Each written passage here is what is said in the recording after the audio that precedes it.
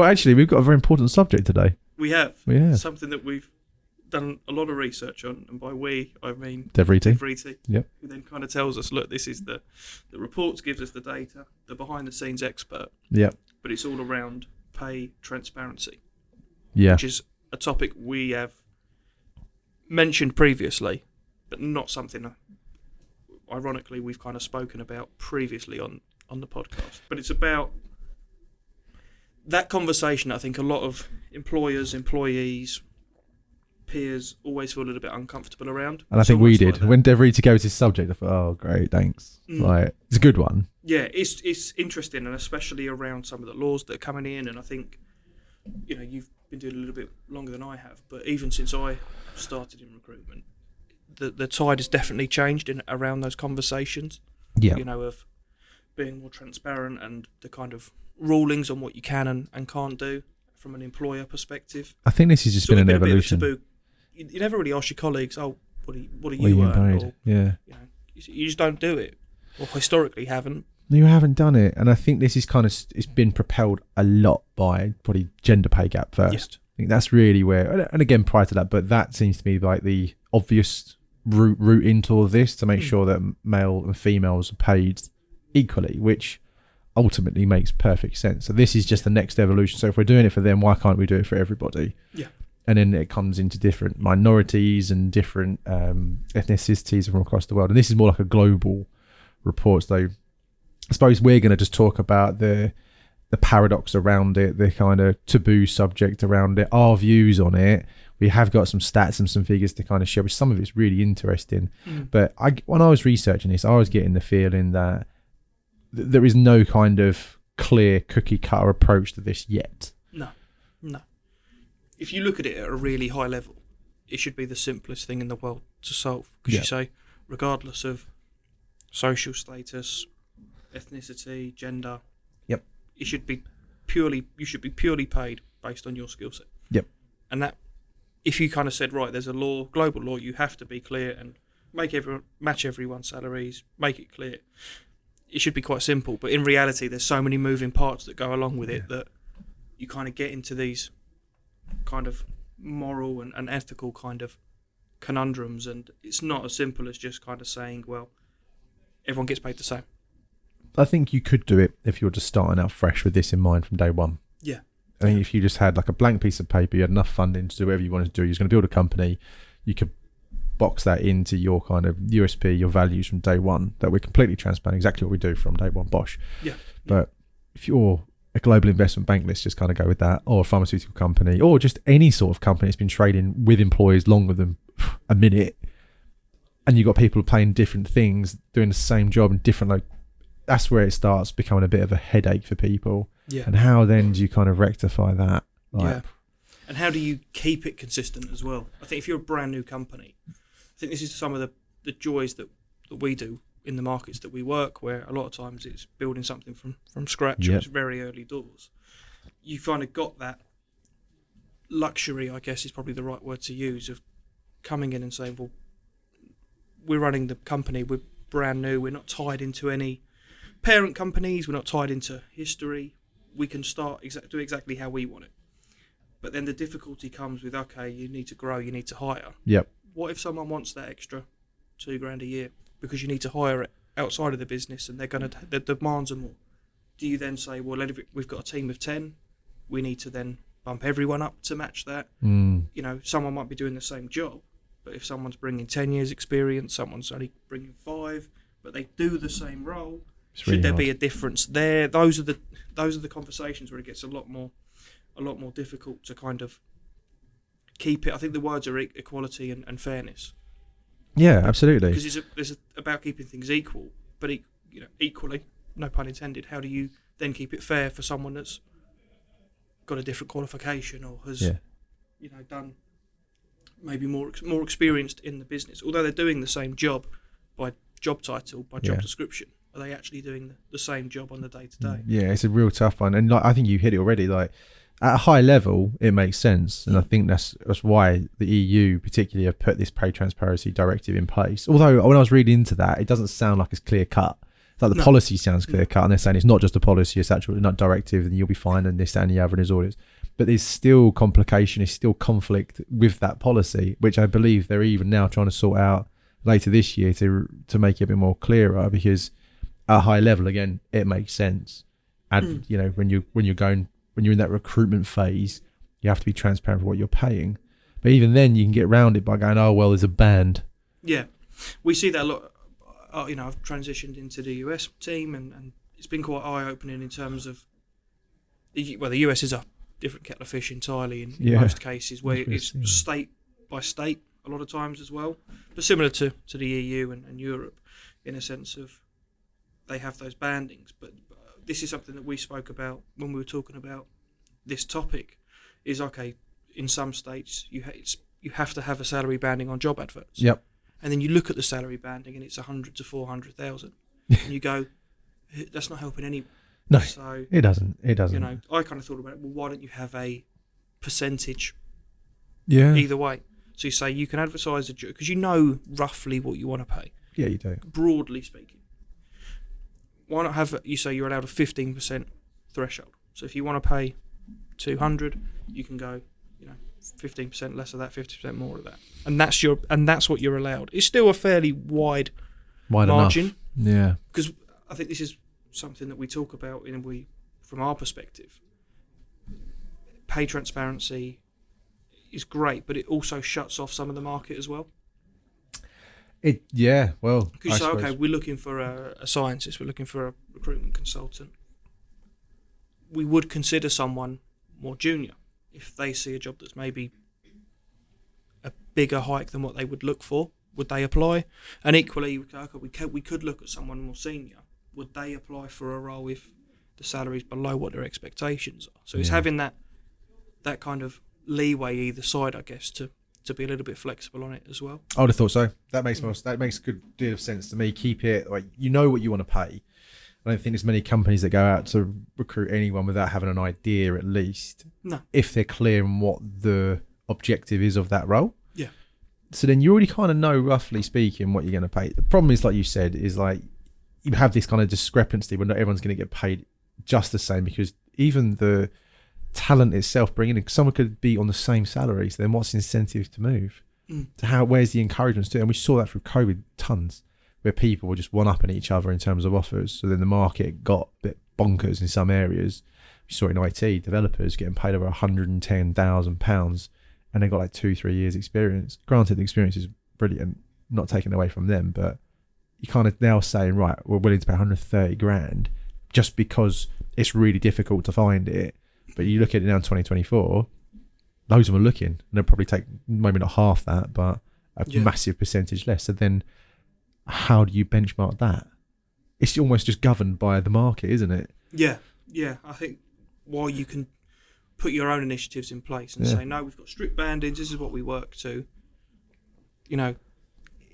fine, that works, but what happens when you can't attract the talent? What if the market decides that, if you're just not paying enough? Got 5 competitors just in the same town that do this exact same thing as you, slightly different, in their own right, but ultimately someone that would work for you could work for any of those as well. If all of a sudden those other 5 decide to put their salaries up by 10%, do you have to decide? You match it? Do you lose everyone that you've already got? What happens if funding's an issue? You're looking at your runway. Is that a possibility of, can we actually even afford to kind of put salaries up by 10% just to keep people here? It's almost like this whole idea of it is too generalist. You can't just put, there is a pay transparency paradox and just chuck that out there. You can't do that, because only the arguments I do see here is all around ethnicity and where you're from and that kind of stuff. We've already tackled that. You should be, no matter if you're black, white, Asian, man, woman, other, whatever you want to be, you should get paid for that skill, and that's that. But then when you start kind of, like you said, in a microclimate, then so right, I'm a startup with limited funding, this, that, and the other, and I have to be very kind of conscious about what I can spend. I put my salary out there, it's probably less than what the market can pay. Then all these people just won't apply, because I can't even get in front of them to explain to them why my company is great to work for longer term. Am I, yeah, all right, I don't pay as much as everyone else, but this is what I've got to offer longer term. It stops. That's where I feel like it kind of stops things like that. It stops that people just having a conversation and figuring it out. I think it suits the big corporate world more. Well, to have this, in my opinion, because it is a little bit more. It's more of a case of there'll be someone, if that makes sense. You know, if you're a huge corporate company. Do you know what though? I've worked in this in this industry for 17 years. I've never really been in a situation where someone's kind of gone, because they're from there, I'm going to pay them less. No, but I don't think it is spoken. I can't think of one time that's ever happened. No, I've certainly never had it. The only time I've ever seen it really happen is where they kind of go, this person's right for this job, but they're not as good as Robbie, who's doing the same job, and he's on X, so I'll offer them less. So I've got a buffer there to get them up to that. But then the argument opposite to that is, well, they're doing the same job, so why can't you just pay them the same? But it's like, they're not binary. Roles aren't binary. Like, no. You take on people, sometimes they go, well, there's a job spec full of 10 bullet points, and you'll find people that can fit 4 of those and can't do the other 6, but they've got the aptitude and the ability to work into it. So it's almost like, well, I've given you this job, but you haven't kind of ticked all the boxes yet, but we'll give you the job so you can learn that extra bit. So is it right then that you pay them exactly the same that's doing that job already, can tick 10 out of 10 boxes, and they get paid the same? And I think that's where, again, on a one-to-one level, that's where things get sticky into what we said. Like, so what if you turn around and go, I want $2,000 more? So then you hire someone in brand new. Do you have to then pay them $2,000 more already? Because it's the same role? Like, it's when you go really like granular on it, that's where I think the problems definitely kind of start sprouting for sure. Yeah, and it does. Yeah, it's exactly that. I think we've certainly never had it where it's a case of, because of background, whatever it is, we've never had that. Luckily, we've not had to kind of have those difficult conversations of ultimately the case of probably dropping the client. We have dropped one. I can think of one time. Yeah, we've dropped a client because of something that was said more to do with like sexual discrimination than anything at all. Still was the same sort of thing though. Like, yeah. So I can think of one time in 17 years where I've actually caught myself in a situation I was like, this isn't right. But that's one out of the thousands of people. Like, yeah.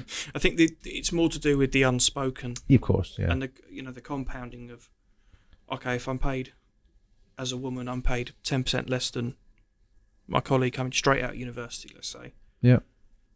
The conversation that I think is changing quite a bit is around current salary and kind of what your expectations are, and how the two have always been quite intrinsic to each other. Of, I'm on £30,000 a year. Yep. I'm looking for 35, whereas someone that's paid 40 wants 45, just because that's the nature of the role. But then if you're doing the exact same job and you've got the exact same path, because as a woman, let's say you're paid 10% less, with every job that you then move forward to, you're always 10% less. That 10% difference is then based on your next pay rise and your next pay rise. And after 10, 20 years, if you look at all those percentages added up, that's what creates a bigger difference. So so like a compound type thing, right? Really, so it's 10% every year, but year on year is 10%. So more is just growing. Like that. Yeah, yeah, and I think that's the difficulty. But then, as you said, it becomes granular. Is it because, is it directly because of gender, or is it because, the difference is someone's come from a, more highly regarded university, someone's come from a red brick background, and that gave them a higher salary to begin with. There's so many different factors that go into it that you can't just pin it all down on one particular thing. No, it's happening either way though, right? And in the US, there's states where it's completely against the law to even ask someone's salary, right? Yeah. It's I know that. Yeah, because I think you or Alex mentioned it to me the other day. Yeah, someone sent through the actual, the wording of it, or the policy. Wording of it. Yeah, and it was exactly to do with that. It's basically saying what my expectations are completely irrelevant to what my current salary is, which I do agree with. Personally, I think we see it a lot where it's like, what are their expectations? Because we historically, when we've kind of worked with clients, we've sent through, your kind of cover sheet as all recruitment firms do. This is where they live. This is why we think they're good. Here's what they like about the role, etc., etc. And we used to send through, here's what their current salary is, here's what they're looking for. But we haven't done that in years in terms of saying this is what they're currently getting paid. Nah, you kind of just say, here's what they want. Yeah. And it gets this awkward situation of, yeah, I really like them, I want to offer them. But they want 60. And it's like, well, what are they on at the moment? It's like, it's power. It's irrelevant, really. Yeah, it is. Yeah. It's irrelevant, really. It's, well, are they worth 60? Yeah. Is the question that we're asking now, not are you okay to pay 60 because they're on 50, 55? Yeah. It's, do you think that this person's worth the money? It doesn't really come down to where they're at the moment. No, they it could be on shouldn't do. 60, because if they were on 65 and you said they're not worth that, they don't add that value to us. This is where it does work, and you're right, because and this is something you hear a lot, and I've definitely heard a lot when I'm working with someone and they interview and they go, how much are they earning at the minute? And you're like, oh, like 40 grand or whatever. Yeah, no, we wouldn't offer them that anyway. And you're kind of like, what does it matter at all? Your job wasn't to figure out whether or not if they were worth the money they're on. It's to kind of go, I've got this job, can this person fill that job to the best of their ability? And do I believe that I've done a fair enough interview process that can give me that educated answer? Shouldn't matter. It's a power thing. Because I tell you why, and I've definitely seen this, because managers then go, when I was that age, you think, oh, here we go. Here we go. Yeah. I've had an awkward, it's reminding me of a story, I won't obviously name names, but was on a call, and it was for like a BA type role. And it was a similar sort of thing, just through COVID. Everything, salaries went up significantly.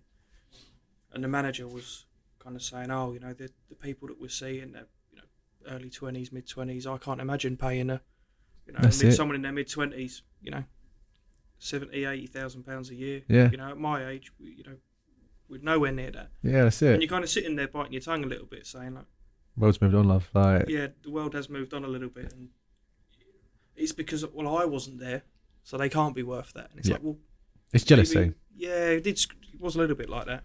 I think so. I think that's more the live kind of examples that I could give, is that you could almost sense it. No, you even say it sometimes, because that's the tell right there. When I was doing that job, I didn't get paid this much. And it's like, okay. It's that curiosity, because it is such a taboo subject, people want to know. Yeah, they do, because they want to kind of just see whether or not they could get away with less ultimately. Because let's face it, if you interviewed somebody, and actually this has happened long time ago. I placed a guy as a contractor at an investment bank in Canary Wharf, and I didn't go down the road of like asking his salary or anything like that. I just said, what do you want? And he was like 500 quid a day. I was like, yeah, fine. Sent him in, and he got the job, and he stayed there for 14 years, right? He ended up converting him perm. And then I don't know why I got it. Oh, it's the reference form. Because on the reference form back then, you had to put down your current salary. So I got to see his current salary, right? Guess how much his current salary was? I'm going to guess like 400, but I know it's going to be 450. But I know it's going to be... No. He was a permanent person, right? He earning 25 grand a year. Jeez. Yeah. He earned 25 grand a year. I got him this job at Credit Suisse, 500 quid a day. Literally overnight, bosh. Went like that. And they loved him. And he was fabulous. Did they kick off about it? Or they did a little bit to me. So why didn't you check? And I think at the time I just didn't. I was a bit ignorant to it all at the If back I told then. you he earned 25 grand a year, they probably want to take him. Would you still pay him? Probably not, because they would have gone, we'll give him like 250, because that's a good uplift for him, isn't it? He's on 25 grand, so it's that we're sorting him out. That phrase historically is, it's a good uplift. It's a good uplift. Which is true. Like, to who?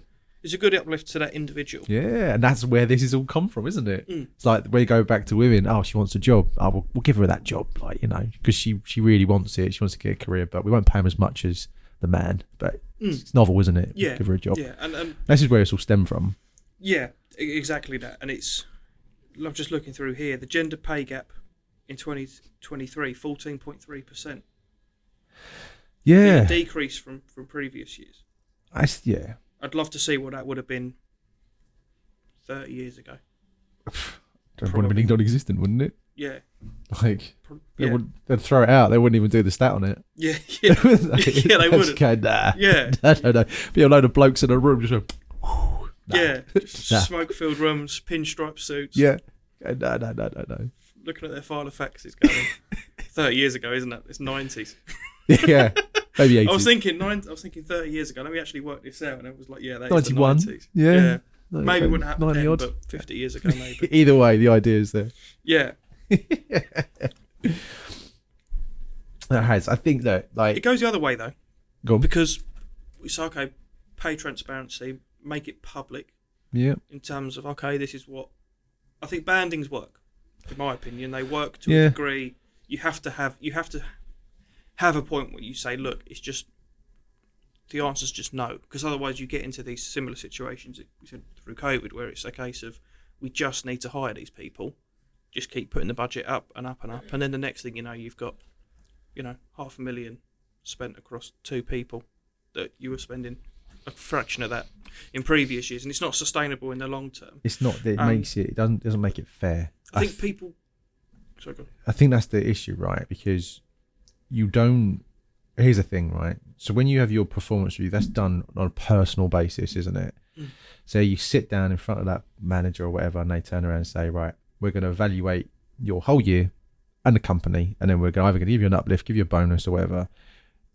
In a roundabout way, what we're saying is we're not going to have that one-to-one anymore. We're just going to look at that job, and we'll probably sit you all down doing that same job and just go, we're going to pay you the same. So we're all either all going to give you a pay rise or we're not.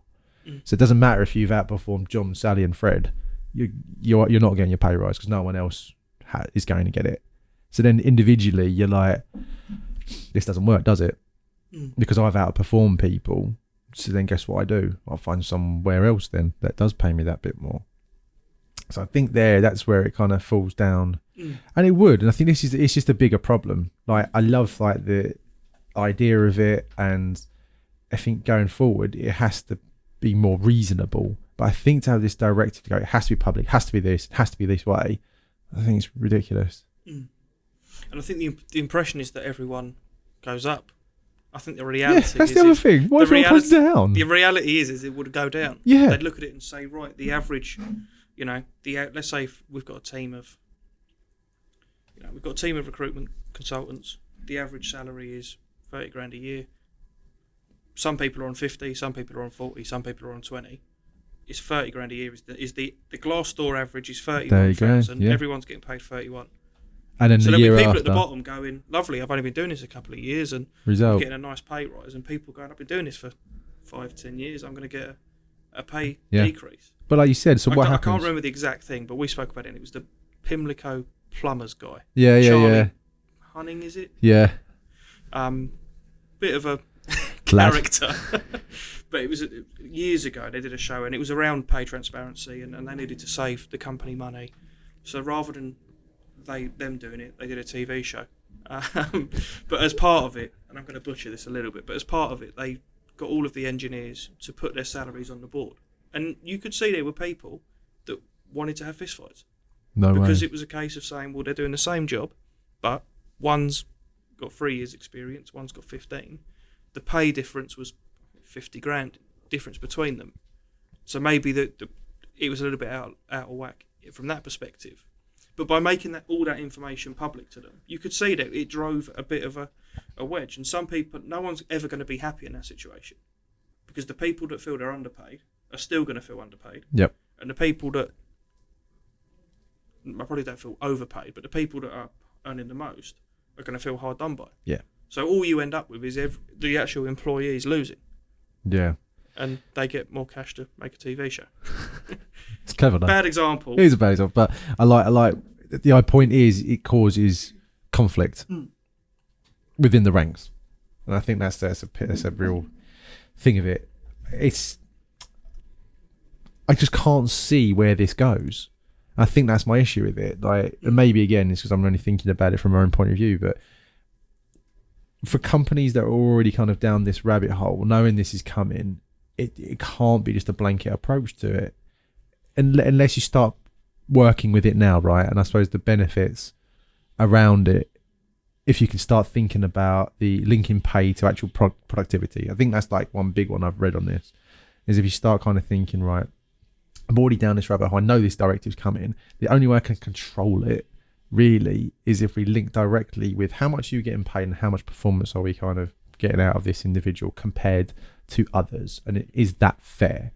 Because then if you already do that homework up front, if we have to go down this road where it's like, right, we're making this public, then maybe that fist fight wouldn't happen, because then George and Fred like installing boilers every day, it's like, well, yeah, we are getting paid a lot different because you're not qualified to actually fit a boiler. I have to come out to every other job that you're on because you mess it up, and that's why we're different. Same job, but I'm ticking 10 out of 10 of those bullet points in that job spec. You're ticking 3 of them. Yeah. But again, then there's just one-upmanship. It doesn't take in the human element. No. I think that's the problem with this. It makes logical sense on a humane equality level, but when it comes to actually personal preference and how you value yourself as an individual, it doesn't seem to work. Yeah. I think the positive is what you need to do is eliminate the negatives of the kind of moral standpoint on it, of, you know, paying someone less because of their social status, their background, you know, their ethnicity, gender. Those things shouldn't play any part in your decision what someone's making. paid. What it should be is who is the best person for the job. Yep. What do they bring to the table? What's their actual output? And maybe it leans into more of this kind of almost like gig economy of, you know, how people are paid. And I think that's maybe where the world may go down in. I'm cool with this because the one thing we definitely have seen, and let's face it, like there's a movement around the newest generation that I feel way more entitled than generations beforehand. I think every generation feels that way anyway. Yeah. But they are more technically advanced. They have a lot more at their fingertips. They don't need to kind of do the grind as much as it's a different grind. It's a different grind. And the world has moved on from when I started 20 years ago. No, it's not that long, luckily yet. Where you really had to earn the right. You have to be here a certain time. You got to do this. You got to do that. Now it's like, if you can make a good enough impact and it's positive, you can do that job, we'll pay you. That should be it. Yeah. Doesn't matter where you're from, how old you are. If you've got the experience and the ability, then we're on. I don't like this guy, but you know, oh my God, what's his name? He's always on YouTube. I kind of delete it all the time because I hate his voice. Who's the guy who went to prison with his brother a little while ago? Andrew Tate. Yeah, sorry. Honestly, talking about paid transparency, I was not expecting Andrew Tate to get brought Well, up. do you know what it was? Because he pops up on my like YouTube thing now and again, and I just find him so like unbearable to listen to. But he said this one thing, and it was about the younger generation, about school and schooling and the system, and how it ultimately is just building you up to get a job later on in life, right? And then he's kind of like cutting in to go, but there are 15, 16, 17-year-old kids that have got like e-commerce companies, drop shipping, doing this and the other. They're earning like 5, 10, 15, 20 grand a month already. So then you try to go, okay, let's put them into a job and pay them like sod all because you've got no experience corporate wise. I can see why that generation of people start getting annoyed. It's like, oh, hang on a minute, just because you didn't do it, and that's ultimately what this is all about, just because you had to kind of do it this way, I have to. And there's going to be a shift there. So that, I think that kind of leans into, at least to a portion, that it shouldn't matter really. If you're looking to pay a certain amount for a job, like you said, it's just find the best person for that job, no matter where they kind of come from. Like, keep an open mind, ultimately. That's something that we've always been quite conscious of. It's never really been something that we've pushed massively in terms of, you know, for us it's always just been find the best person for the job. Yep. Doesn't matter where they come from, what name they've got. What name they've got. It's just find the best person for the job. Yep. You know, I think that this, and I'm probably going to fleet over this because we're not probably the best people to talk about it. Shoot, go for it. But when you kind of talk about like positive discrimination and you know, kind of looking at things and saying, oh, we've got a male heavy environment, so we need to push hiring more females, or, you know, people that or more diverse workforce. More diverse workforce. It's a case of saying, well, that is great, and it is something that I think you should always be striving towards. But by doing so, are you hiring the best people for the business? If you've got two people and one is better for the role.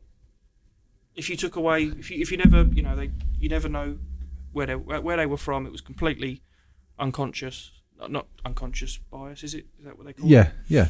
Where it's a case of, even if you say, look, you never meet the person, you speak to them, you don't hear their voice. It's a completely different voice. So there is no bias of saying they're better for the job because actually, do you know what, they sound like me and they look like me. It's just a case of, based on what I've asked and what you've said, this person's better. I think But it's how do you remove that is the complicated piece, because from what I understand, and the more we talk about this kind of stuff, I think one thing keeps coming up is that everyone agrees that having like a diverse workforce is better because of different points of view. I don't know if it's wrong to advertise to say we are ultimately looking for people that are not like us.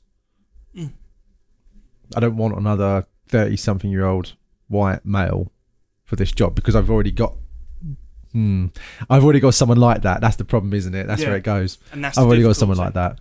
And I don't think anyone wants to be given a job on the merit of, ticking a box. No, no one wants to feel like that. It should, if you're going to do it, it should almost be they are the best person for the job, and they come from this background, this ethnic background, or this kind of where did I see it? You watch Doctor Who? I don't suppose you do you? Not in a while. They've got this new season now, and the doctor's assistant is a transgender female. That's right, yeah. And they talk about it a lot, and I was kind of like, that's great. Like, well, up for that, no worries. But we're putting so much emphasis on what you are and not the actual kind of skill of like your acting ability and that kind of thing.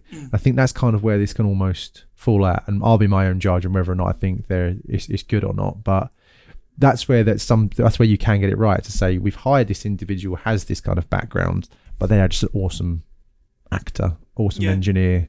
And I think that's kind of where it needs to be. It's almost like to say we can be completely positive that you have this diverse kind of work group, and you proactively have got this individual because they are fantastic at their job. Yeah, I think that's the biggest piece is, if you're talking about, just to kind of follow on from that, if you're talking about great actors, you don't say, I really like Leonardo DiCaprio because he's a white cis male. No, I know. Well, maybe some people do, but they're probably not the sort of people I want to associate with. But you say because of the ability, because of what they've done. Yes. The fact that I they've loved come from him on their in background. Shutter Island. Yeah. Yeah. It's not, that's what you talk about. It shouldn't be, we've hired this person because they are ticking X, Y, and Z. It's we're hiring this person because they bring this value. Yeah. And I think that's the way it should always be. Yeah. And then we're going to segue straight into football here, aren't we? Because this is another thing that I look at with the transparency paradox, pay transparency. Footballers, practically, it's very transparent to a point that they get paid, particularly men get paid way more than women. And there's obviously a massive kind of movement now that women will get paid the same as men, which I'm, again, totally for. But it's really difficult to kind of say, well, Messi's a striker and so-and-so is a striker, so they should get paid the same. Yeah. It's really hard. And this is only points of view, right? I'm not kind of saying anything other than what I'm thinking, but how do you do it then? So what's the solution there? There's a lot of different views on this, and I kind of get caught between both because they do the same job. Yeah. 100%. They're extremely talented, both men and women footballers. Equally. But what the argument is, the men's game brings in so many more viewers, it brings in so much more revenue, there's more money to share. That's kind of the viewpoint in the UK is that, the men get paid so much more because Man United versus Man City at the weekend is going to bring in X amount of millions through Sky, and it's going to be, Old Trafford's going to be full, the bars will be full, everything's going to be... there's going to be more limelight on it. I think if you were saying that the women's game was bringing in the same attendances, the same viewership, there wouldn't be an argument. There wouldn't be an argument. No.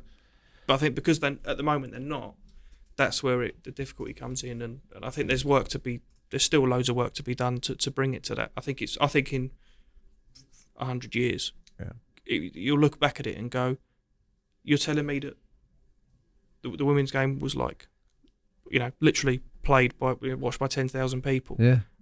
And it would be almost alien. Yeah. I think but like anything, it's going to take time to get there. It needs to start somewhere, doesn't it? And I think this is exactly right. That's exactly the point, isn't it? That there's no immediate answers to this. It's just a work in progress over. It's already been, well, you said it earlier, 30, 50 years. It's taking women just to kind of get to a point where we can get paid fairly. It's not going to be an overnight solution in the next 12 months that this is going to be fixed. And that's why I think the directive is so mental, because it's so black and white, and it's like you're messing with generations and decades worth of like working people and the way we've kind of done things, and you want to change it overnight. I know it's got to start somewhere, but it just seems to me that it's just a little bit heavy-handed. Yeah, you need to do it in the right way, where it's done based on merit. Yeah, that's a huge one. I think that's the big one that I can pull out of this, is do it on merit. It shouldn't just be done as like a blanket approach. And I think then it goes back to, okay, so what can you do? So I think when you're interviewing, when you start that process straight off the bat, you have to be super clear of what you want.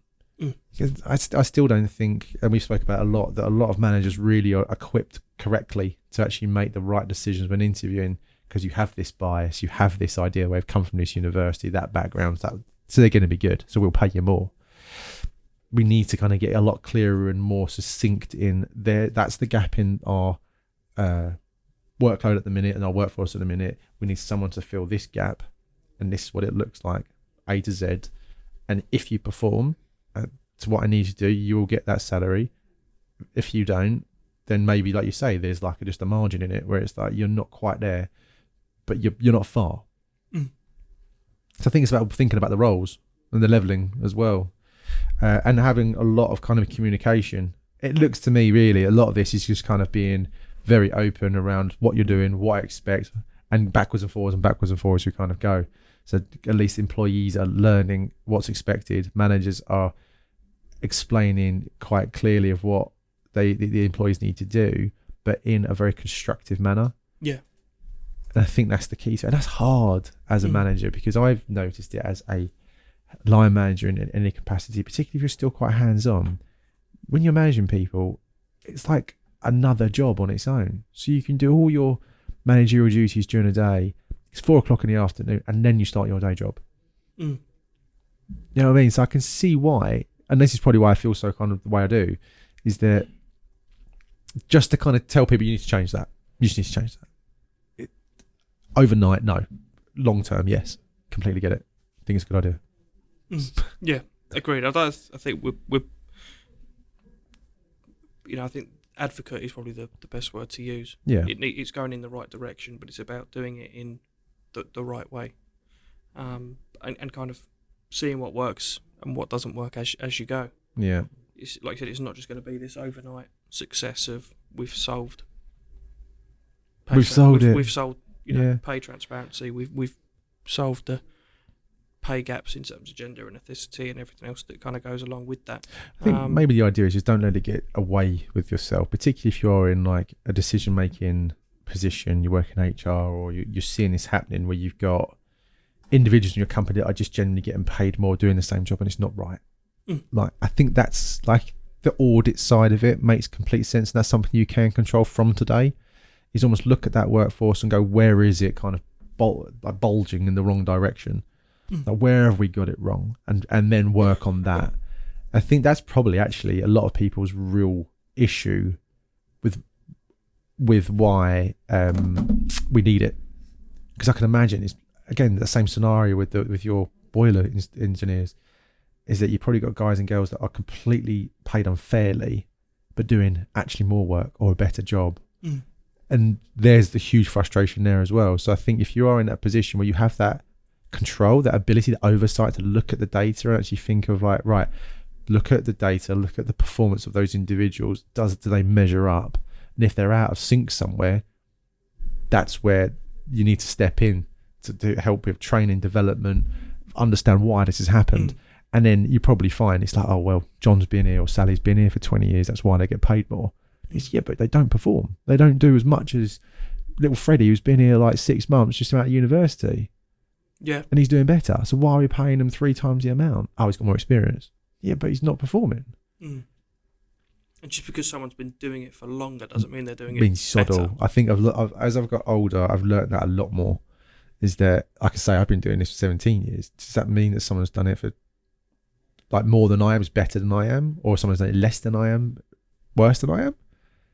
Definitely not. Mm. I know these, some of the guys that we hire here are longer than I am. I'm like, wow, you're way more than what I can do, and the ways you think about things, the angles that you're coming at. Hats off to you. I think years is just a vanity number thing, and the rest of your life, right, you get told that it's just a number. But in the workplace, it's literally directly correlated to, you must be good because you've done it for this amount of time. Mm. Do you know what? It started to disappear off job ads and job descriptions, but it's crept Number back of years. Number of years experience. Well, it they had sort to of get rid of disappeared. it. There was a time when you just couldn't put it on there anymore. But I've seen it starting to creep back in. Crept back in again. Yeah. So that's another topic that might be similar to the sort of salary ranges being to be advertised in terms of, do you need to advertise years of experience? Well, that probably caused it. So if you kind of not forget, but if you put aside like ethnicity or sexual orientation, or whatever it may be, maybe because for a long time we were putting on job descriptions, you have to have 5 years experience, which you immediately associate with having to pay some more money. Mm. So if we didn't do that and just went, if you have this experience or this ability, you can apply, would we have got others that apply for that job that might not have wanted as much but just been just as happy in that role? Yeah. Who knows now? We'll never know. No. And if it goes back to years and years and years ago, where it was, if you had a family, you were the breadwinner. Yeah. If you then had a family, you'd go to the boss and say, my wife's expecting, I need a pay rise. Yep. So, well, what about the guy or girl that doesn't have a family? Should they get paid less just because they don't have more dependents? Yeah. That's just more to do with the human psyche, I think. I think it is, and that's the emotional side of things as well. It is the emotional side of it, and unfortunately, and this is why it's been such a battle for females particularly, is that they're the ones that have babies. They're the ones that need to have the time off. In America, it's different, right? They kind of say 2 weeks off and you're back at it. Here, it's like 6 months, a year, do what you need to do.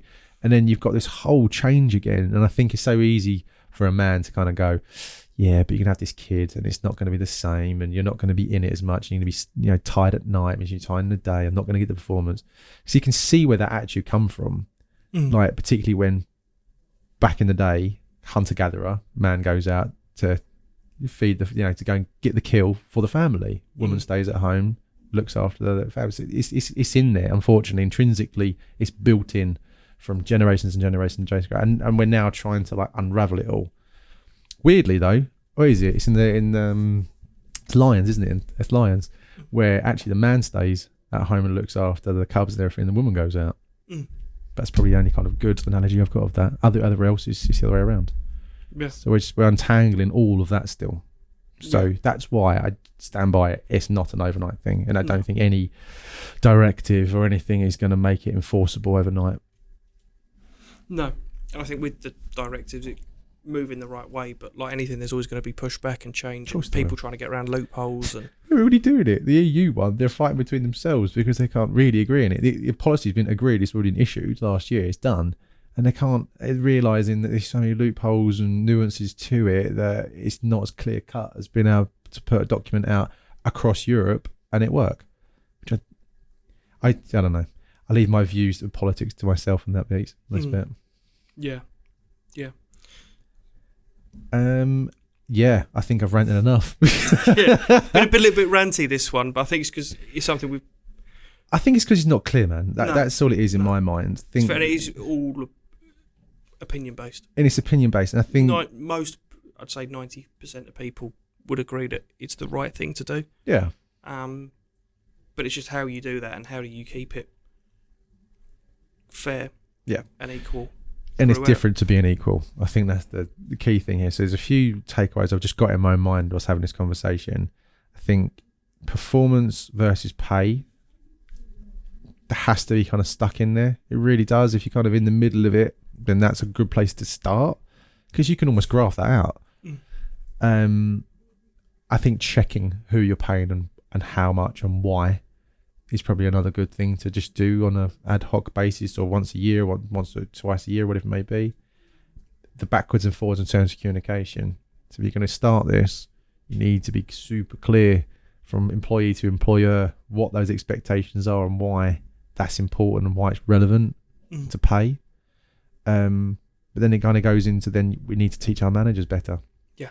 Simple as. We need to kind of get them to a point where they are doing really good performance-based kind of metrics with their kind of employees, with their team, so they can make those judgment calls a lot better.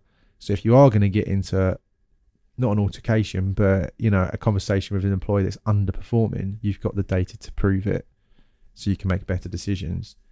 And we should tie this into technology, because everything's technology. I'm sure there's a platform that can do it for you. Let's just plug that. Yeah, I improve HR solutions. Do you know what? Maybe we should just set up our own third-party Iron Brew thing. They're probably doing it, but yeah, it's probably. Yeah, that is it, right? It's being transparent in the right way and putting the right training, technology tools to help you do it, and working on it and working towards it. You can't if you're not a diverse business, you can't just change that overnight. Something you need to be working towards, and it's something that's always in progress. It's not something you ever complete, really. No, just like culture. I think pay transparency is a similar sort of thing. It's you won't ever solve it, but it'll always be in progress. Yeah. As long as. And I think, you know what, in this day and age, if you can get that into your mind, and then you can promote that, so once you kind of get it to a good place, that's an amazing USP. You think about what that does for an employer brand, to go like, hey, we are very clear about how we pay, why we pay it. You won't have people just swan around the office to get paid tons of money and everyone going, what do they actually do? You know, Fred's not in it again, but he seems to be untouchable. You know what I mean? It will stop all that kind of thing. And I think as an employer brand, that's a powerful place to be. So there are some good things to it. So whilst our rant is quite valid in my mind, I think there's a lot of things you can do on the ground like that would enhance your brand and attract the right kind of talent. And like you said, you're 100% right. It doesn't have to be an overnight fix. It's just something you work in progress that you'll never finish. No. This conversation will be happening in 10 years, in 20 years, in 30 years. Yeah, different incarnation. Just be changing. Yeah. Could you imagine the conversation men would have had when it's like, yeah, more women want to get into work? It would just been laughed at. Yeah. Absolutely laughed at. But here we are. So maybe hopefully it just won't take as long. No. I think that's the point. So that's the end, man. Like, bit of a hard topic, but we got through it. Yep. Couple of things that have certainly been eye-opening for us. Let's keep it going. Absolutely. What's the next episode? Next episode will be with Claire Harris, who's come in a few times for us to done our mental health awareness courses and actually get us better with just general health in the workplace. So she's going to be coming and talking to us just about how you can strike a better balance between work and life, and how your mental health plays a huge part in that. Yeah. So that'll be a really, really interesting one to listen to as well. Yeah, definitely. I'll tune in for that. We, as I do all our episodes, even our own. Of course, yes. Even our own. I'll need to listen to my own voice at night. No, we've done the mental health first aid course with Claire, and it was really eye-opening. So that's definitely an interesting one. Yeah, I think it's going to be a good one. All right, mate. Well, thank you very much as always. Thanks for having me. Have a good one, brother. And you.